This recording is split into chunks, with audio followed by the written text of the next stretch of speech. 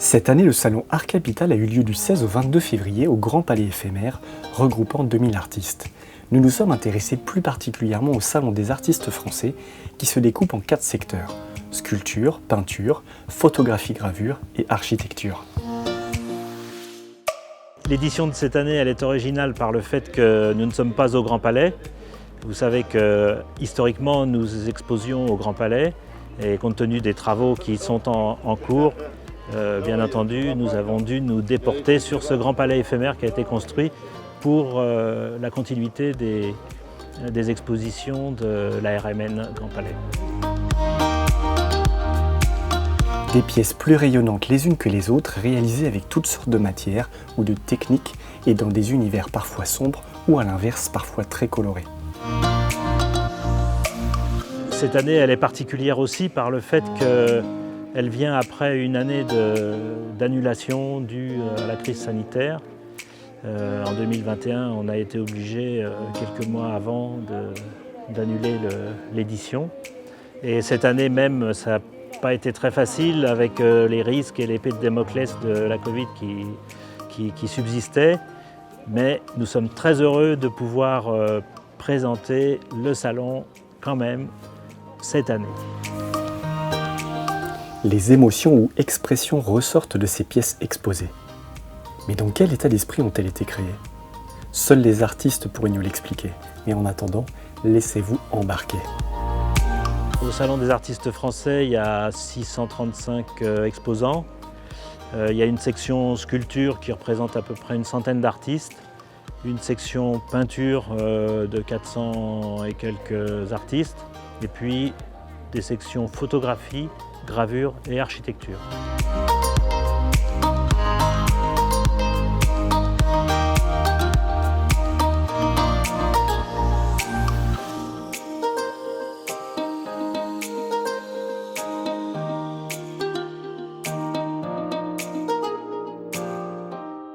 Le salon est ouvert au public du mercredi 11h, du mercredi 16 11h, jusqu'au dimanche 20 février à 19h. L'art de la photographie est lui aussi très bien représenté au Salon des artistes français, avec des univers et des rendus très différents. Nous avons un système de récompense par des médailles de bronze, d'argent et d'or qui sont obtenues successivement au fil des années. Si l'artiste vient exposer plusieurs années et si on reconnaît la qualité de son travail, il monte dans la hiérarchie jusqu'à l'obtention éventuellement d'une médaille d'honneur qui couronne sa carrière.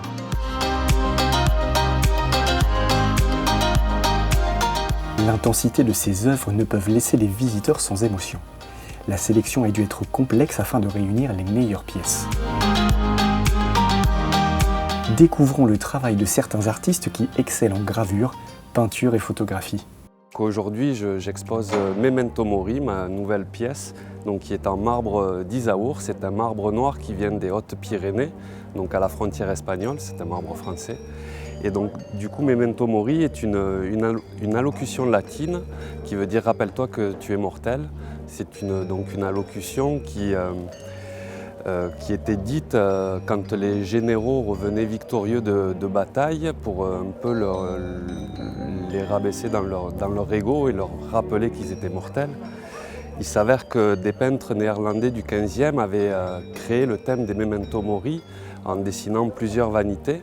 Et donc ils avaient créé l'allégorie qui était « la vie était aussi fragile qu'une bulle de savon ». Et donc sur mon Memento Mori, je reprends l'appareil de bulle de savon pour rendre hommage à ces peintres néerlandais. Il s'avère que dans leur peinture, souvent c'était des chérubins qui faisaient une bulle de savon et donc qui étaient accompagnés de sabliers, qui étaient accompagnés de vanités, donc de crânes. Souvent il y avait des fleurs qui fanaient et il y avait donc toujours la représentation de chérubins ou d'enfants pour représenter la jeunesse éphémère. Je crée aujourd'hui une nouvelle allégorie en disant que la vie est aussi fragile qu'un dessin au stylo sur la peau. En partant d'un bloc de 3,5 tonnes, j'ai pu débiter un bloc capable, donc sain, d'1 tonne. donc un cube d'une tonne. Et partant de là, donc, j'ai donc sculpté pendant 8 mois pour arriver à une sculpture de 200 kg.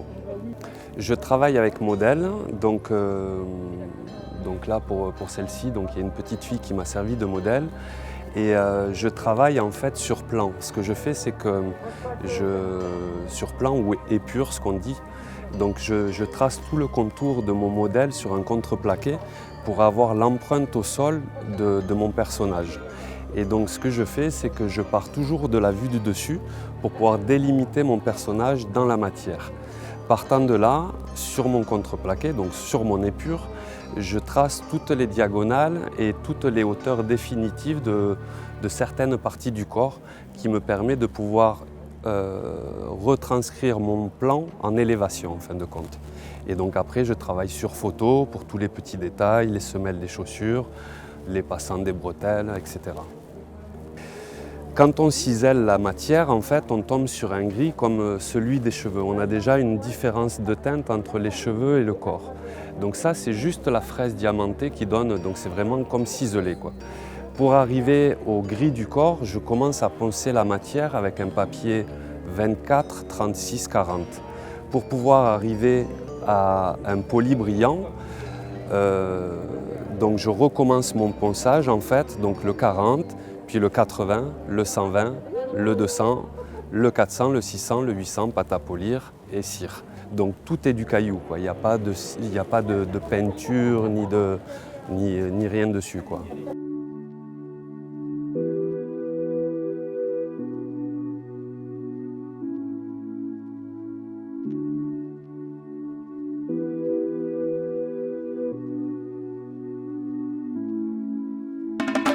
L'origine du Salon des artistes français remonte à Louis XIV, ça s'appelait bien sûr autrement à l'époque. Et c'est toute une histoire et qui est écrite autour des artistes français qui ont construit eux-mêmes le bâtiment du Grand Palais, avec les architectes qui sont représentés aujourd'hui ici derrière nous, qui sont tout ce qui a été construit, les tailleurs de pierre et tout, c'était fait par la Société des artistes français. Et Dieu sait si les peintres de grande renommée internationale ont été présents pendant les années 1900 jusqu'à aujourd'hui.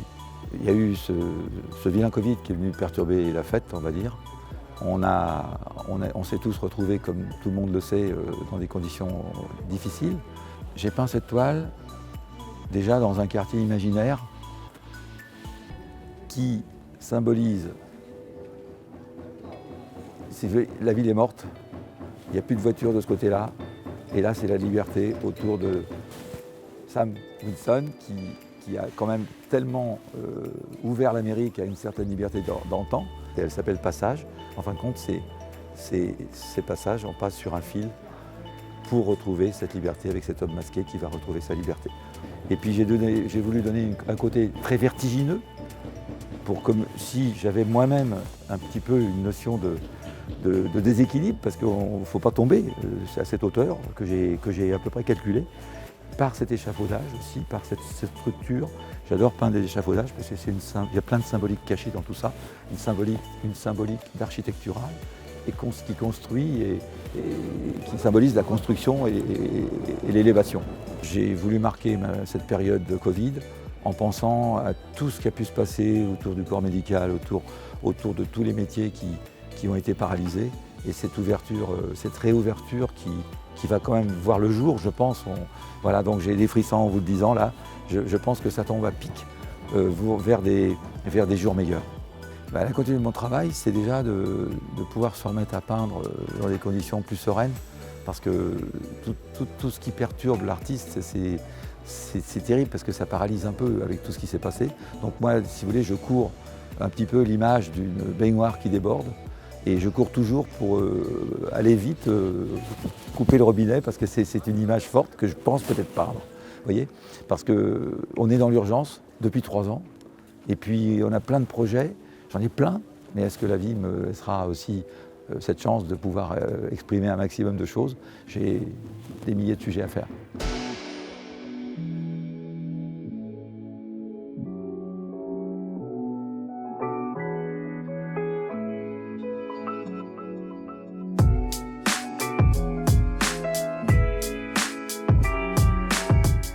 je suis sculpteur et je fais des sculptures comme ça, des portraits, des danseurs de buteau, voilà. Le faune, c'est un personnage que je porte depuis l'enfance.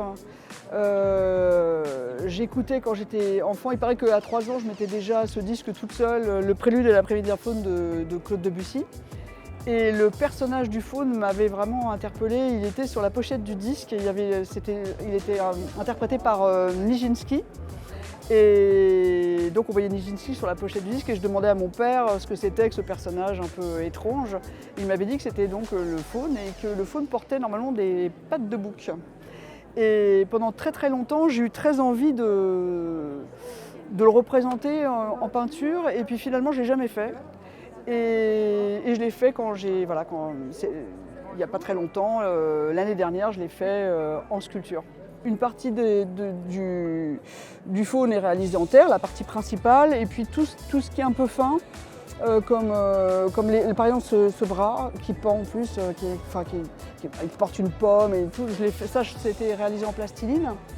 Et pour l'art, par exemple, j'ai fait une structure en grillage avec du papier collé. Et par-dessus, j'ai mis de la plastiline aussi. Parce que je voulais faire quelque chose de fin pour pas que ce soit trop lourd. En terre, il aurait fallu le faire plein et puis ça aurait été plus compliqué. Alors c'est un peu un clin d'œil. C'est parce que d'habitude, c'est toujours la femme qui est considérée comme la tentatrice. Et voilà. Et là, c'est un peu un clin d'œil, quoi. C'est le faune qui est tentateur. On voit bien, c'est son attitude un peu décontractée de séducteur, son petit sourire, voilà.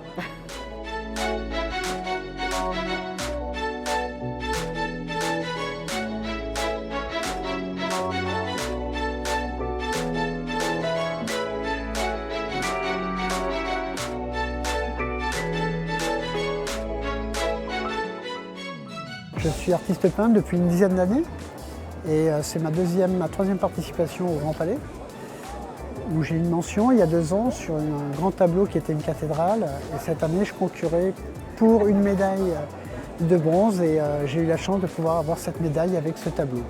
Alors ce tableau, en fin de compte, j'ai peint toute une série justement qui était visiteur au musée. Parce que pendant ce confinement, on a été un peu bloqués, nous les artistes, donc j'ai été obligé de trouver une idée. L'idée, c'était d'aller dans les musées avec ma peinture et donc de peindre des visiteurs. C'est pour ça que c'est ce qu'on voit sur cette toile, en fin de compte. Au départ, on est sur des visiteurs qui sont dans un musée. Et comme on était en période du Covid, en fin de compte, j'ai fait un tableau sur justement la libération de ce masque et la libération du Covid. C'est pour ça qu'on est en fin de compte sur la statue de la victoire à Nation, qui a été un peu le principe de ce qui s'était passé quand il y avait eu Charlie et les attentats. Mais j'avais trouvé tellement fort que tous ces gens qui criaient la liberté pour cet attentat, eh bien c'est ce qui m'avait fait réagir. Et j'avais trouvé que c'était très fort. Donc comme on est dans une période qui est quand même très compliquée avec ce Covid, je trouve que là aussi c'est quand même la libération qu'on pourrait avoir était très intéressante. Elle va le jeter ce masque, enfin. Voilà. J'espère qu'on va vite les jeter tous. Ça sera une bonne action qu'on pourra faire et revivre, et pour les artistes et pour tous les gens bien sûr.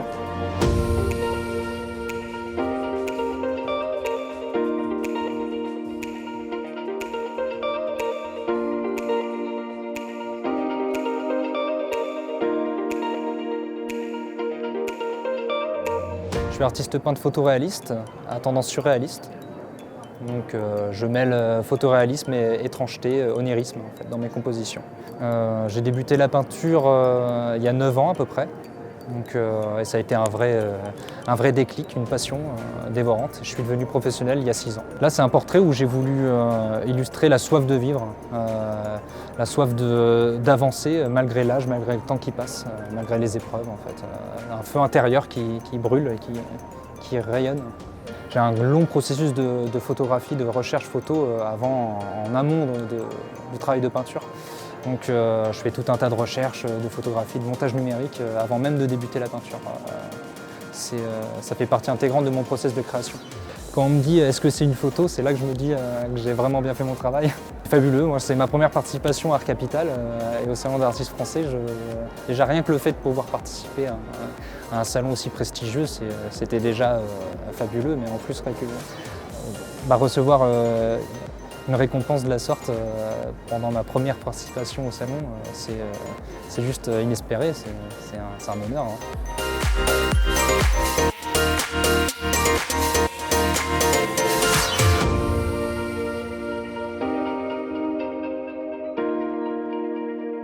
J'ai fait un lycée d'art d'abord, où on avait 20 heures de dessin par semaine, et puis ensuite j'ai fait art plastique et histoire de l'art à la Sorbonne, et j'ai toujours peint.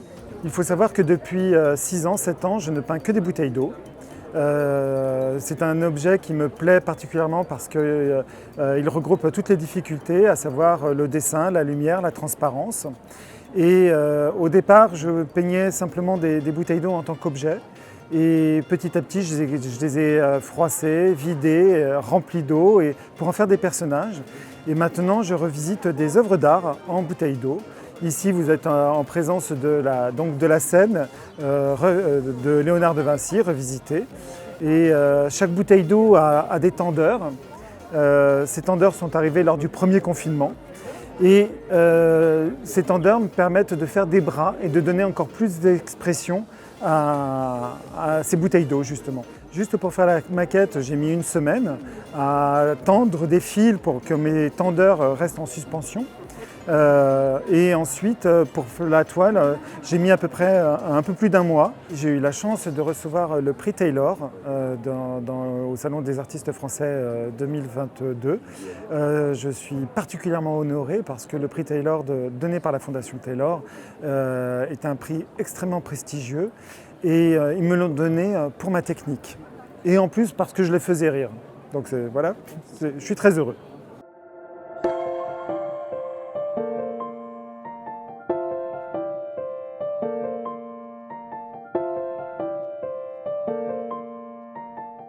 Je suis sculpteur depuis 5 ans et présent donc à cet événement pour la première fois. J'aborde les doutes, les problèmes cérébraux, le fait qu'on s'embarque dans nos propres peurs, dans nos angoisses. En fait, on est très créateur de nos propres problèmes. Donc j'aime le mettre un peu en évidence et cette pièce essaye de nous montrer que c'est à l'intérieur de nous-mêmes qu'on va trouver les réponses les plus solides et qui vont nous permettre d'avancer pour de bon. Ils sont tous en bronze, les originaux ont été travaillés en terre et étant une matière assez fragile et aimant travailler un peu l'aérien, c'est vrai que c'est difficilement compatible, donc j'ai préféré les transformer en bronze pour pouvoir rassurer les personnes qui aimeraient se les offrir, histoire que ça soit solide pour de bon et que ça ne bouge plus, quoi. Oui, alors là, l'idée, c'est d'essayer que les gens s'embarquent moins par leurs propres peurs. Et pour cela, j'ai essayé de montrer qu'on va essayer d'aller dans la peur la plus primaire, qui est la peur de la mort. Et j'ai essayé d'attaquer le sujet en fait, en exprimant la libération de l'âme, mais par la peur qu'elle nous évoque. Et donc ici, une arme, en fait, une lame de couteau qui en fait, crée le rejet assez immédiat. Et ça permet de pouvoir en fait être bousculé par notre propre peur. Ce rejet est la chose que j'aime que les gens puissent observer. Là, l'idée, c'est que chaque homme est construit et responsable de l'humanité et en fait est une pierre à cet édifice. Et donc là, j'ai fait une vague de personnages qui entrent et essayent de prendre place dans cet grand personnage, en fait, dans cette image de l'humanité. Et donc tous intérieurement, ils prennent forme. C'est un petit peu plus doux d'accès pour le coup. On vit tous nos peurs de manière différente. Après, on a tous été bousculés par elles. Moi, j'ai essayé de l'extérioriser, de le marquer avec violence et que j'ai tendance à être fatigué, que les choses bouclent en fait très très facilement dans les sociétés au fur et à mesure des histoires et du temps. Et je pense qu'on peut peut-être essayer d'aborder les choses autrement pour que justement ces boucles puissent essayer de se briser, quoi.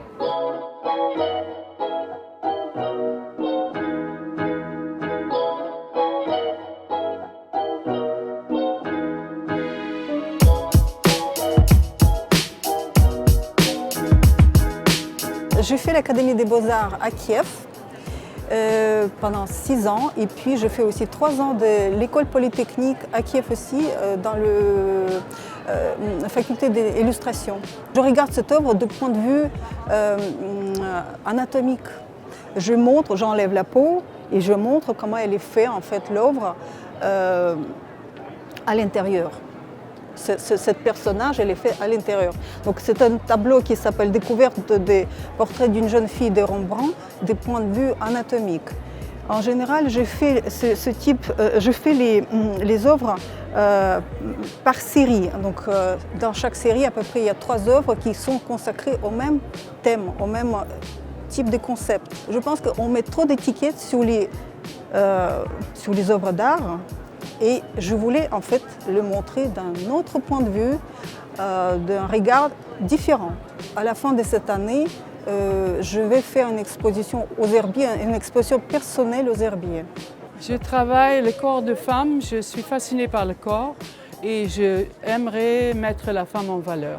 Alors je travaille le fusain sur papier parce que le fusain est tactile, donc il faut que ça reste très sensible sur le papier avec du café. Un jour, il y a un gobelet de café qui est tombé sur le papier et j'ai trouvé que c'était excellent pour faire la couleur de la peau. J'ai pas dit, mais je viens d'une famille de photographes et finalement, je ne voulais pas faire des photos. Et je fais des photos à ma manière avec le sépia des anciennes photos finalement, jolies. Je fais tout en même temps. Un fusain dans la main et dans l'autre main, j'aurai un vaporisateur avec du café le reste du matin, si vous voulez. Et je fais les deux, je travaille avec les 2 mains. Cette toile s'appelle Haute Protection. C'est né pendant le Covid. Je crois qu'il y a toujours un petit peu une cellule, une chose qui flotte dans l'air. Mais j'avais envie cette fois-ci d'habiller mes modèles, mes toiles. Elles étaient nues quand elles ont été dessinées, mais pour les protéger ou peut-être aussi pour amener de la couleur dans ces moments assez difficiles. Je suis ravie d'avoir ce prix-là. Je remercie encore une fois toute l'organisation de m'avoir donné ça. Magique.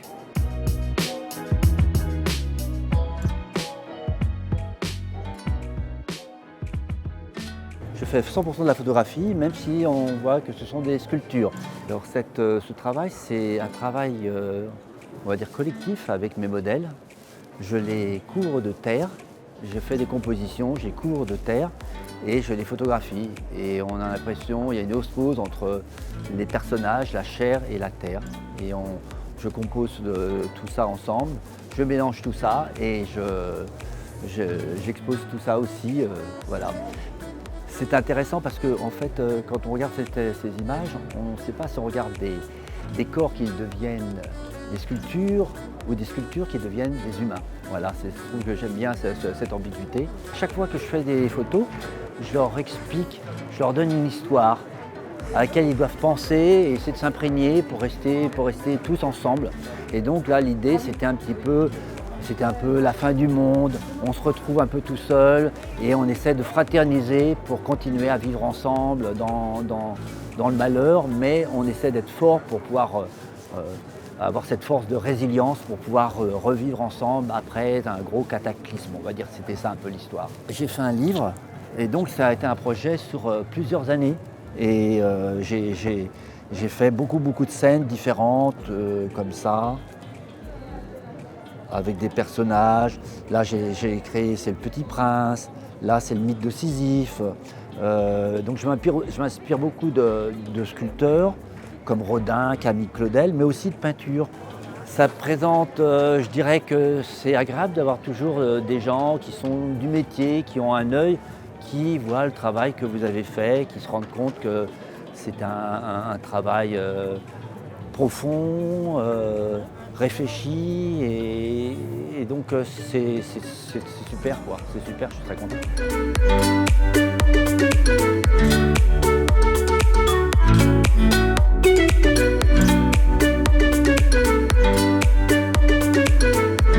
Je suis ravie d'être là au Salon des artistes français, c'est un honneur d'avoir été sélectionnée pour ma toile qui s'appelle Twiggy, la Madone Twiggy. Parce que je suis très inspirée moi-même par tout ce qui est design, par les visages, par le maquillage, par l'émotion, les couleurs. Et moi, ma particularité, en fin de compte, c'est de faire des visages noirs et blancs à l'huile, avec un côté réalisme puisque j'ai fait une école de réalisme. Et ensuite, je réveille ce visage avec un aplat de couleurs à l'acrylique. Et avec toujours une petite touche personnelle de ma part qui sort de l'ordinaire. Par exemple, ce rimel vert fluo que j'adore et qui donne à Twiggy un petit côté encore plus mode, mais avec ce côté vintage mais contemporain qui va vers le futur. En général, je peins beaucoup de femmes. C'est les visages, pour moi, ça porte beaucoup de choses, c'est toute une personnalité et ce qui m'intéresse le plus, c'est ce côté visuel parce que dans le regard, il y a beaucoup de choses, il y a une force impressionnante des gens.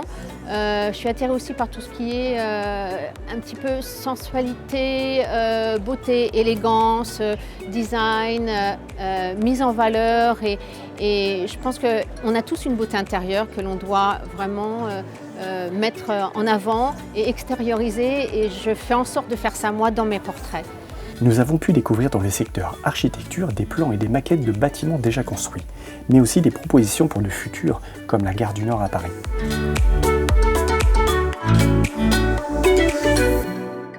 Art Capital, une magnifique vitrine de nos artistes français, à redécouvrir en 2023.